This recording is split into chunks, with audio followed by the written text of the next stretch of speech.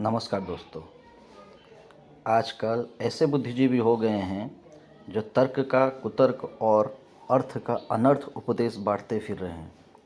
वो बुद्धिजीवी सनातन धर्म का तिरस्कार यह बोल के कर रहे हैं कि भगवान बुद्ध ने वेदों का बहिष्कार किया था, इसलिए वेदों को बिल्कुल नहीं मानना चाहिए और अनुसरण भी नहीं करना चाहिए।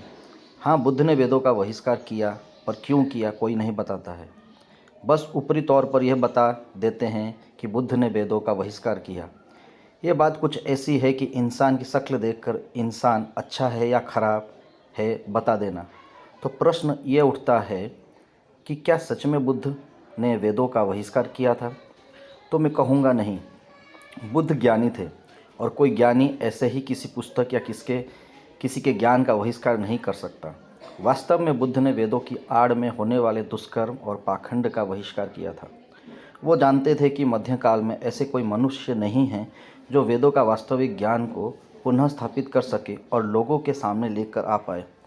बुद्ध के समय में ब्राह्मण समाज अपने वर्चस्व पर था और ब्राह्मण समाज का बहुत बड़ा वर्ग वेदों के नाम पर पाखंड और दुष्कर्म सिद्ध कर रहे थे। सभी ब्राह्मण खराब थे ऐसा भी नहीं था और ऐसा कर रहे थे ऐसा भी नहीं था। बुद्ध जानते थे कि जो ब्राह्मण वेद को अच्छे से जानते हैं वे समाज के सामने आकर वेद का ज्ञान नहीं देंगे, क्योंकि ब्राह्मण समाज का बहुत बड़ा वर्ग इन ब्राह्मणों का बहिष्कार कर देंगे अपने समाज से। इसी कारण कोई भी ब्राह्मण सामने आकर वेद का सही ज्ञान प्रचार नहीं करेगा।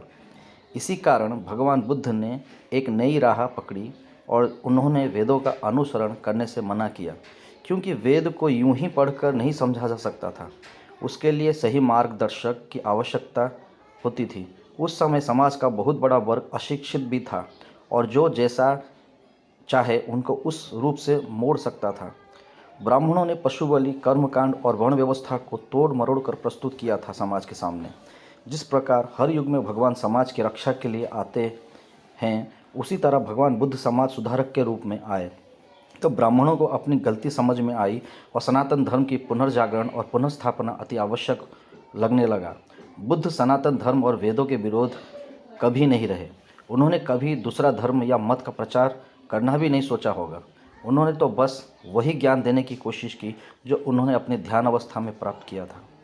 जैसे हमें दिखाया जाता है, वास्तविकता यह है कि बुद्ध ने वेद के नाम पर होने वाले पाखंड और दुष्कर्म का विरोध किया था। सनातन धर्म की पुनर्स्थापना के लिए कुमारिल भट्ट ने बुद्ध धर्म की दीक्षा ली, बुद्ध की उपदेश को समझा और बुद्ध के अनुयायियों के साथ शास्त्रार्थ में हराया और सनातन धर्म की पुनः प्रसार की नींव डाली थी। फिर आदिशंकर आए जो वेदों के वास्तविक ज्ञान को समाज तक पहुंचाया।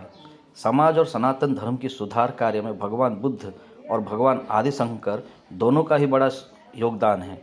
इसी कारण भगवान बुद्ध को भी भगवान विष्णु का 9वां अवतार माना जाता है, क्योंकि भगवान कृष्ण अपनी गीता के वचनों को सत्य साबित कर रहे हैं कि जब जब पृथ्वी पर धर्म की हानि होगी तब तब मैं आऊँगा और धर्म की पुनर्स्थापना करूँगा।